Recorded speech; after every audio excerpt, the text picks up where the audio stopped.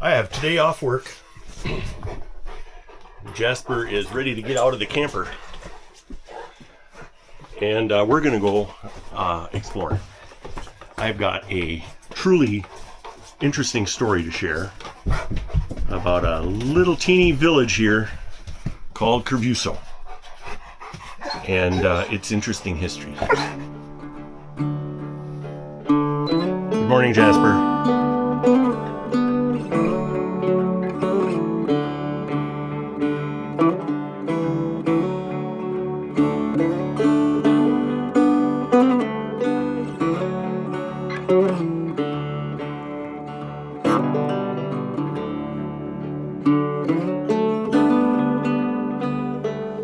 Before we get into the history of Corvuso, we're going to stop and take a peek at an eagle nest here that has popped up in the last couple of years. And yes, the eagles are in the nest. They're kind of hard to see. I'll have to zoom in really far. I'll try to show you a picture. But it is so cool seeing them here again. Doing a little Google research, in 1975, Minnesota had approximately 115 to 130 active bald eagle nesting pairs, but they were almost entirely restricted to northern forested regions found in northern Minnesota, especially around the Chippewa National Forest. In 1975, southern Minnesota had only one known nesting pair, and it was in the Mississippi River Valley down near Houston, Minnesota. I know when I was growing up, the very first bald eagle I saw was on a family vacation out in Yellowstone National Park. The lack of eagles was due to the devastating effects of DDT, a chemical used widely at the time for insect control and agricultural purposes. For the eagles, it caused thinning of the eggshells, so they weren't viable eggs. DDT was banned in the early 1970s. It took until the 90s for its effects on the eagles and other wildlife to turn around.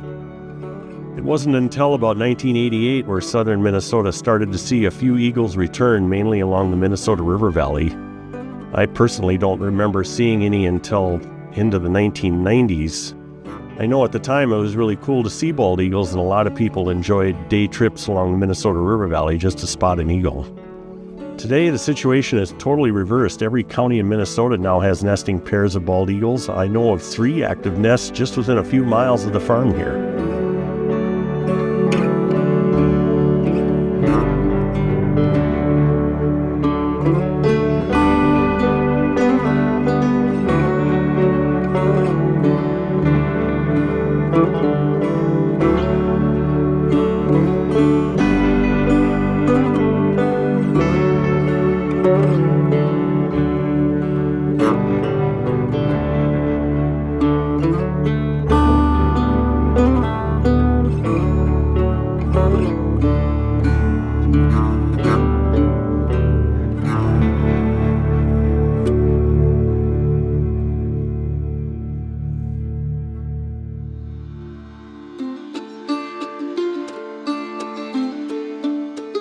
Long before the names Cedar Mills or Corvuso appeared on a map, this landscape of rolling prairie, scattered groves, and the waters of Cedar Lake and Crow River drew settlers to the area.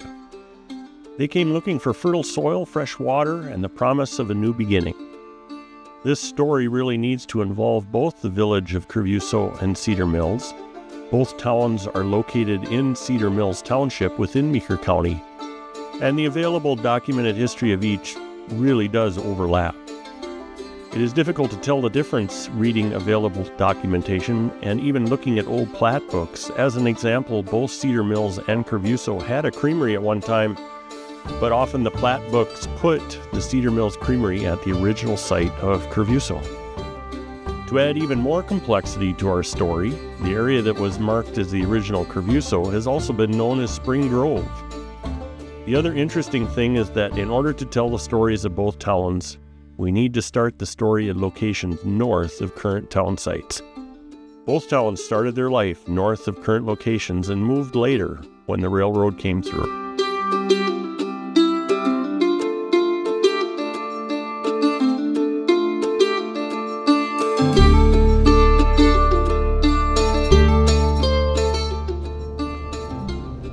back in the day, there are some newspaper articles that talk about the fact that there was a creamery, blacksmith shop, a couple, at least one or more grocery or mercantile type stores, and a post office, all located in this area that I'm traveling to right now. If you look on a map, and I'll pop one up here that I created from Google, we're traveling along 590th Avenue between the intersections of 140th Street and 150th Street in Meeker County. To the left of me is Section 8 of Cedar Mills Township. To the right of me here right now is Section 9 of Cedar Mills Township. And in front, on the front-facing camera, you're going to see the Crow River that crosses the gravel road right here. This is the area where Corvuso began. I'm going to take you up to the northern side to start our journey of what was Corvuso. As you go through this area now, there really isn't anything that marks this as being Corvuso at one point in time. The Spring Grove Cemetery still exists here, but otherwise the only other thing that might give you a clue that something more existed is the fact that there are several building sites, homes along this road right in this area, more than what there would normally be on a backcountry road in Meeker County. And I believe a lot of these sites are here because of the fact Corvuso was originally located in this area.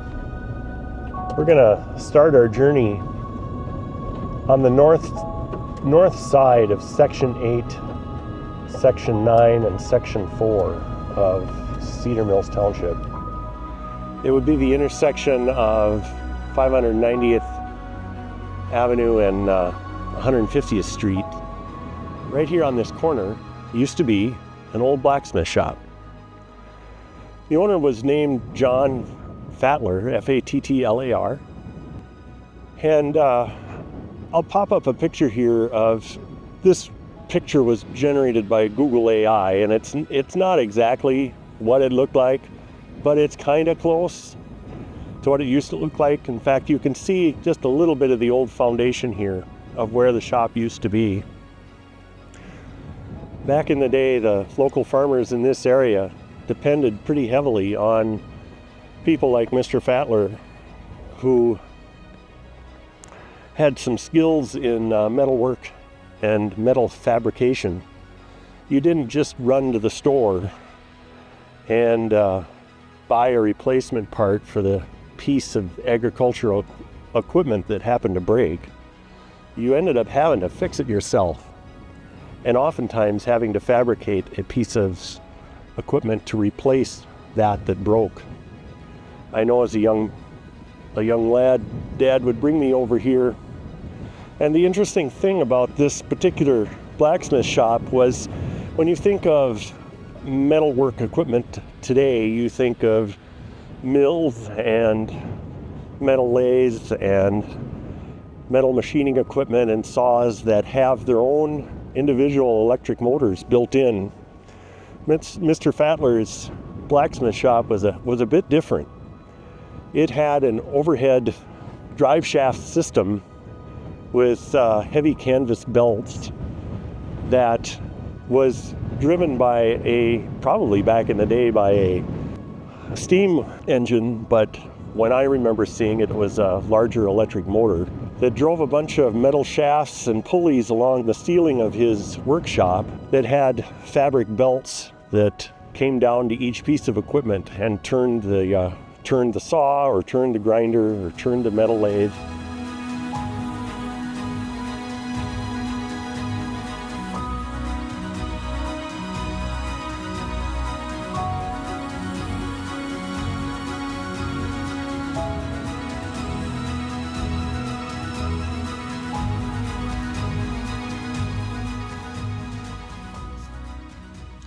The next site we're going to visit lies directly across the road here in what is now an open field. This was the location of the Spring Grove Presbyterian Church. While the church building is no longer standing, the history of the church is tied to the early settlement of Cedar Mills Township and the original site of Corvuso. The Presbyterian congregation was the primary force behind the establishment of the Spring Grove Cemetery, which does still exist today, and we'll visit that here in a little while. The church and cemetery was started to serve the early settlers in the area, particularly those who lived in the old Corvuso settlement before the town shifted south towards the railroad. The cemetery is located about a quarter-mile east of this old church site. This church sat in close proximity to the Spring Grove Methodist Church, which was roughly a half-mile south of the cemetery. These two buildings formed a small religious hub for the rural community of Corvuso. Both the Presbyterian Methodist congregations started with church services in this building. Unlike the Methodist Church, which remained active until 1969, the Presbyterian congregation dissolved much earlier, and the building was removed. The only real information I was able to find about the church was that at some point in history, the Presbyterian congregation evicted the Methodist congregation from the building, at which time the Methodists built their own church. The article really didn't explain why. The other was an article in the Wilmer Tribune dated December 3rd of 1913 that describes an assault by the minister on his wife and that he quickly left the area for Minneapolis following the assault.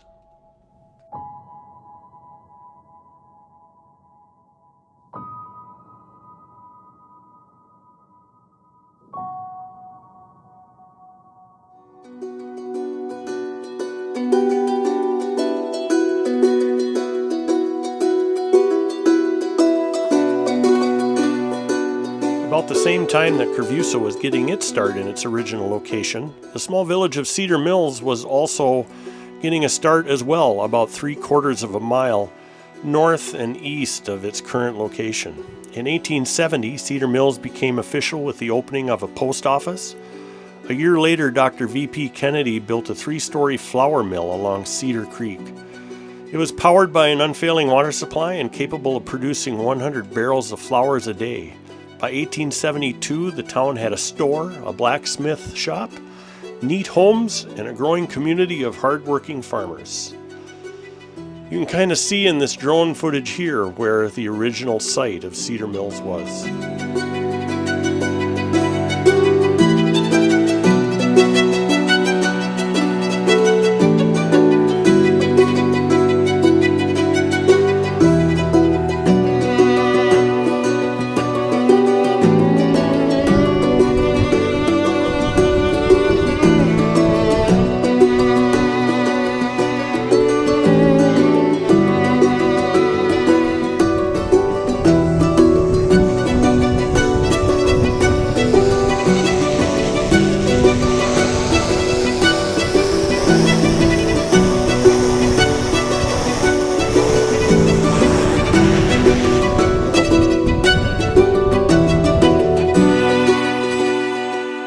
Meanwhile, back in the original location of Corvuso, Cedar Mills farmers organized a company and built the original creamery and named it the Cedar Mills Creamery.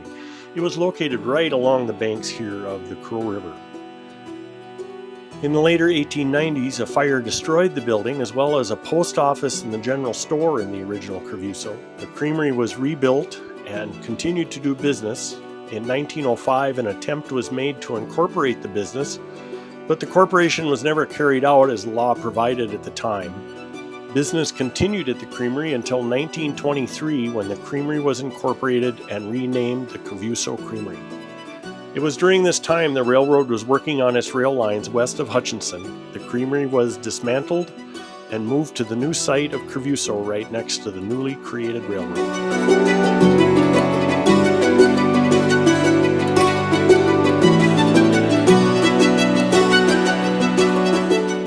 Next, let's visit the Spring Grove Cemetery. It was started by the congregation of the Presbyterian Church, but served the Methodist congregation as well as churches in the area of the village of Cedar Mills. It exists today in the middle of Section 8 of Cedar Mills Township. Gaining access to the cemetery requires a drive up a private driveway, so we will just take a drone flight from the west side from my parents' farm. The earliest grave site is for a child buried in 1875. Visiting this pioneer graveyard shows several grave sites of children and settlers up to the area. Life certainly was much harder back then, with a much higher mortality rate for infants and children. Veterans buried here include those that fought during the Civil War, the Dakota War of 1862, and World War I. There are some modern graves as well, belonging to the family members of the folks who own the land around this cemetery.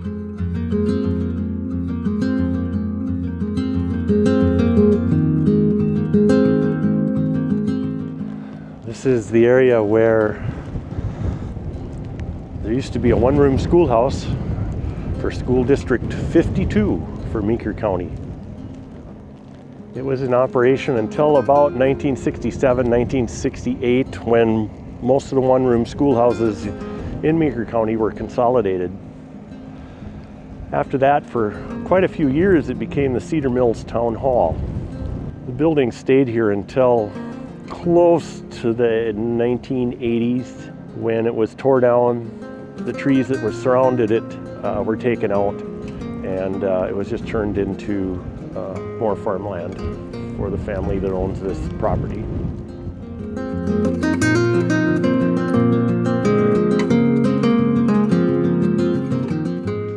Newspaper articles exist about other businesses that were located in the original Corvuso, including a store that burned in August of 1900.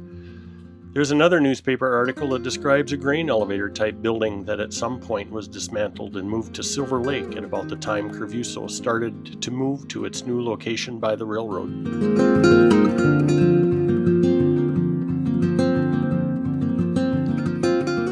I've brought you to the last place we're going to visit in the old Corvuso area. This is the location of the Spring Grove Methodist Church. It was established in 1873 and was in operation until 1969 when it discontinued services. Originally, it was served by a preacher from Hutchinson, and as mentioned before, they shared a building with the Presbyterian congregation until 1896. At that time, they were evicted from the church building with the Presbyterians and built a new church at this location. After 1969, the building stood here for a few more years until it was torn down and the foundation dug up. A couple interesting things about the history of this church is that I was baptized here in or around 1964. The only remaining structure left of the church area is the outhouse. It currently lives out its last life as a storage shed for my sister's vegetable garden on our family farm.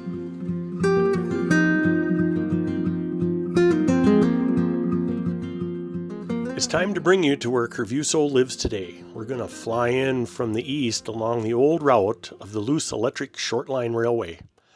In 1922, hundreds of workers graded the railway through Cedar Mills and Cosmos. They created a new stop and station at what is now Corvuso. The railroad didn't just bring supplies, it brought passengers and gave the area an identity.